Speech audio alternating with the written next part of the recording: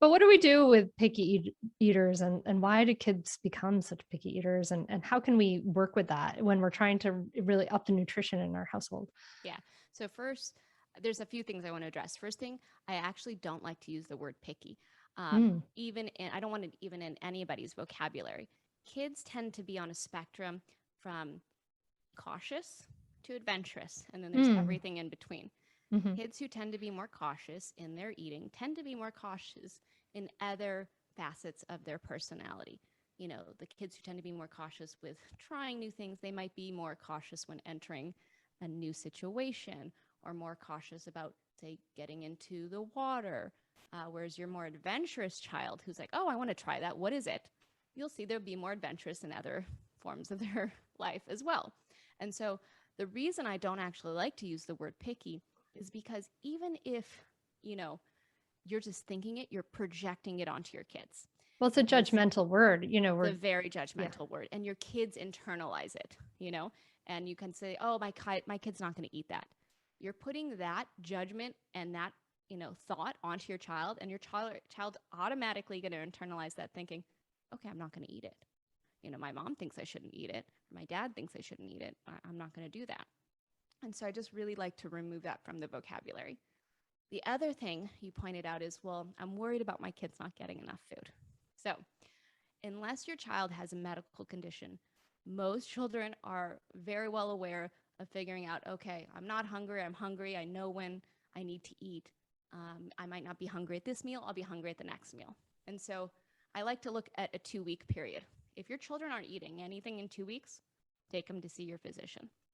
But there's ups and downs. Like there might be a day where I don't feel like eating avocado today, you know, and all of a sudden it's just out of the blue, and you're like, well, my child used to love avocado. Their taste buds change, and that's all right.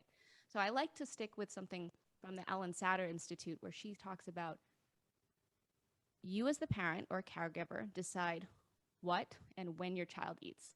The child decides if and how much they eat. Mm, And so that really removes that tension, that battle of control of like, oh, I need to make sure you're eating, like you have to eat all this, one more bite. I want to remove that sentence from everybody's vocabulary as well. Never say, let's eat one more bite or try this, or when you eat this, then you can have that. mm, Because it just creates so much tension with food, and that actually sets them up for failure in the long run as a tween, as a teenager, and as an adult, because they'll have this battle with food, thinking like, oh, if I don't eat this, then I'm not going to do this, and I'm not going to feel this, or I'm not going to look this way, or whatever it may be. And so you want to set them up to have a successful relationship with food. And as mm. far as like, well, I can't always make food at home, or, you know, I can't always make the, you know, amazingly nutritious food. My motto is 80/20. And it's a general concept of whatever I can control at home, great. You know, whatever's in my control, great. When I can't, I let go.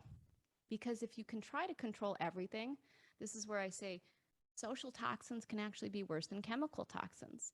You know, Mm. those social toxins of constantly worrying about everything, being overwhelmed, that stress can lead to increases in cortisol, which actually can hurt your immune system. And so you want to try and avoid that and say, I'm just going to let it go. We're at a restaurant. This is the best we can do. Nothing's organic. I don't know what the kids are eating. Let it go, you know. But when I can control it, I do. Mm, it's hard for people to let that go. It's Yeah. hard for people to hold things lightly. You're practicing, you're saying like care about this, but hold it lightly. And It's a that tough can be tough. balance. I mean, balance in general in life is hard. I mean, everybody has difficulty with balance. So do I. Yeah. Yeah. Yeah. We only know we're out of balance when we're out of balance. Right. Uh, um, okay. So talk to us about, well, actually there was one thing I wanted to thinking about the control of eating. One thing that we did in our household that I thought was very helpful, thinking about how kids are naturally not interested in bitter foods, like the things that have bitterness in it, like broccoli and things like that. We have to kind of develop a palate for a lot of different foods, right? No one likes coffee when they first drink it, but now, I mean, 90% of the world loves coffee, right? Right. Um, so we did like we tried to do, you don't have to eat it, but you must taste it. And we told them why, like, because this, we don't like a lot of things when we first eat it, and this is how we develop a palate of foods and things like that. So just you can take a little bite, you can totally spit it out, but just taste it. Yeah. That was kind of the It's a great rule of thumb. What I like to explain to them is you may not actually like it today, but you may yeah. like it tomorrow. Your taste buds are changing. And I actually get out, I have all of us pull out our tongues and we examine them, and I have them get out a little magnifying glass and I tell them, like, do you know what's all those little bubbles on your tongue and those little bumps? Those are taste buds. And actually there's different sections of your tongue and they taste different things, and they're Mm. more, intense in different areas of your tongue. And so we talk about that. So yes, that's a great thing to do. There's a difference between saying you have to eat this, unless you eat this, then you can't have this, Mhm. and battling with them versus let's try this food. You never know if you're going to like it today. You may not like it, and that's all right. And giving them that out takes away that pressure. You may not like it today, but you may like it. You never know. And so we always try everything. And so that is a great thing to stand by. Catch new episodes of the Mindful Mama podcast and other free resources, including the Mindful Mom Guide at mindfulmamamentor.com. You can listen to every back catalog episode, including interviews with Dr. Dan Siegel, Ianla Van Zant, Sharon Salzberg, and get meditations, join our private Facebook group, and more.